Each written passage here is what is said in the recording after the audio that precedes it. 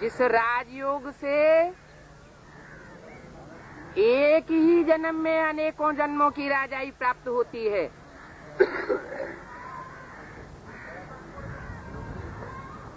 वो school colleges तो मनुष्यों के बनाए हुए हैं। उनमें इंजीनियरिंग पढ़ाई जाती है, डॉक्टरी पढ़ाई जाती है, लेकिन एक जन्म के लिए पढ़ाई जाती है। यह सुप्रीम सोल बाप तो आकर के एक ही जन्म में अनेक जन्मों की राजाई का वर्षा देते हैं। वह राजाई कोई मनुष्य मात्र नहीं दे सकता।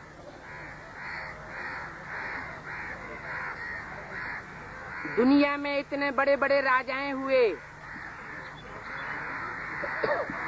छोटे राजाएं हुए,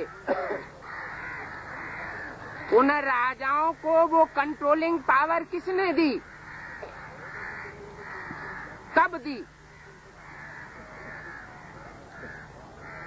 ये गीता का भगवान परमपिता परमात्मा शिव निराकार ही आकर के इस सृष्टि पर राजयोग सिखाता है, जिस राजयोग से अनेक जन्मों की राजाई प्राप्त होती है। डॉक्टर नहीं बनाता है, इंजीनियर नहीं बनाता है, ये तो अल्पकाल की प्राप्तियां हैं। जिस्मानी प्राप्तियां हैं। सुप्रीम सोल बाप तो आकर के रूह को वर्षा देता है, रूहानी वारसदार बनाता है, रूहानी वर्षा है आत्मा की शक्ति। सर्वशक्तिवान बाप आकर के आत्माओं में इतनी शक्ति भरता है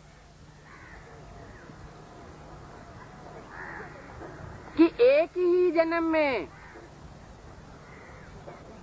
अनेकों जन्मों की राजाई की शूटिंग, रिहर्सल इस पुरुषोत्तम संगम युग में आकर करता है।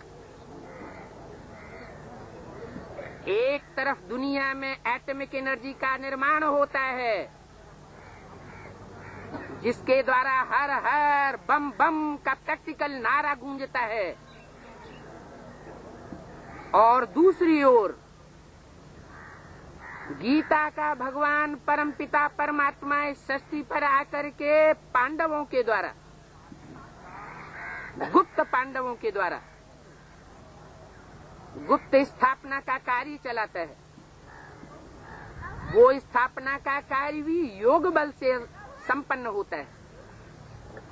ये कोई जिस्म का योग नहीं है, ये रूह का योग है। रूह माना आत्मा, आत्मा अर्थात मन बुद्धि की पावर। जिस मन बुद्धि के पावर के लिए गीता में महावाक्य है कि मनुष्य जब शरीर छोड़े तो भ्रुवोर मध्य प्राणमावेश्य सम्यक, भ्रकुटी के मध्य में प्राण रूप जो आत्मा है उसका ध्यान करे। जिस भ्रकुटी के मध्य में वो ज्योति बिंदु आत्मा विराजमान है, जिसकी यादगार में स्मृति का टीका लगाया जाता है। आत्मा यहाँ पर टिकी हुई है।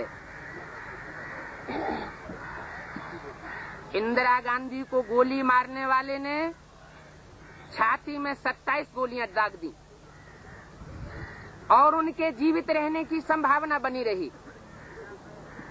अगर वो जानता कि आत्मा मस्तक में निवास करती है, उत्तम अंग में निवास करती है, उस उत्तम अंग में इस शरीर रूपी राज्य का बैठने वाला राजा भ्रकुटी के मध्य से सारे शरीर को कंट्रोल करता है। अगर वो जानता होता तो एक ही गोली में काम तमाम कर देता। लेकिन वो नहीं जानता था। ऐसे बहुत से हैं आतताई, क्योंकि आतताई वर्ग को आत्मा की नॉलेज जल्दी नहीं मिलती। परमात्मा बाप आते हैं तो राजयोग सिखाते हैं। राजयोग की प्राप्ति बाहुबलियों को नहीं होती। दुनिया का कोई भी बड़े से बड़ा बाहुबली क्यों न हुआ हो, हिस्ट्री में प्रसिद्ध ही क्यों न रहा हो, नेपोलियन बोनापार्ट, हिटलर जैसा सारे संसार में राजाई प्राप्त करने का आकांक्षी क्यों न रहा हो, लेकिन सारे संसार में राजाई प्राप्त नहीं कर सकता। ये सिर्फ राजयोग बल ही है, जिस योग बल से बिना बाहुबल का प्रयोग किए वाइब्रेशन को कंट्रोल करके सारी सृष्टि के ऊपर शांति की स्थापना वो शांति देवा बाप आकर के करता है।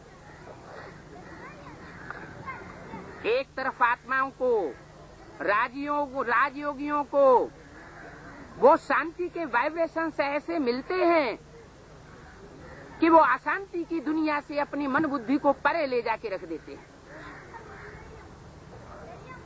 शरीर छोड़ने के बाद नहीं, शरीर में रह करके ही आत्मा इस बात का अनुभव करे कि शांति क्या चीज है। दुखों से मुक्त होने के बाद शांति की अनुभूति होती है। दुखी आत्मा अशांत होती है, तन से अशांत होती है, धन से अशांत होती है, संबंधियों से अशांत होती है, समाज से अशांत होती है, शासन से अशांत होती है, दुनिया के वाइब्रेशन से अशांत होती है। ऐसी अशांत और दुखी आत्मा को दुखों से भरी पूरी ह्यूमैनिटी को शांति का संदेश देने के लिए बाप सुप्रीम सोल हर चौथे युग के अंत में, जिसे कल्पांत कहें, उसका एक नाम है कल्पांतकारी, 4 युगों की समाप्ति करने वाला। जैसे और भी ड्रामा होते हैं अल्पकाल के, 3-4 सीन होते हैं, ऐसे ये सृष्टि ड्रामा में ये 3-4 सीन हैं। सत्ययुग सबसे ऊंचा युग, त्रेता युग सेकेंडरी, द्वापर युग थर्ड क्लास सुख होता है, और कलयुग इसमें 4th क्लास सुख रह जाता है। सुख नाम मात्र का, अल्पकाल का इंद्रियों का सुख रह जाता है, क्योंकि आत्मा में सुख भोगने की पावर ही नहीं होती, और कलयुग का अंत आते आते क्षण भंगुर रह जाता है।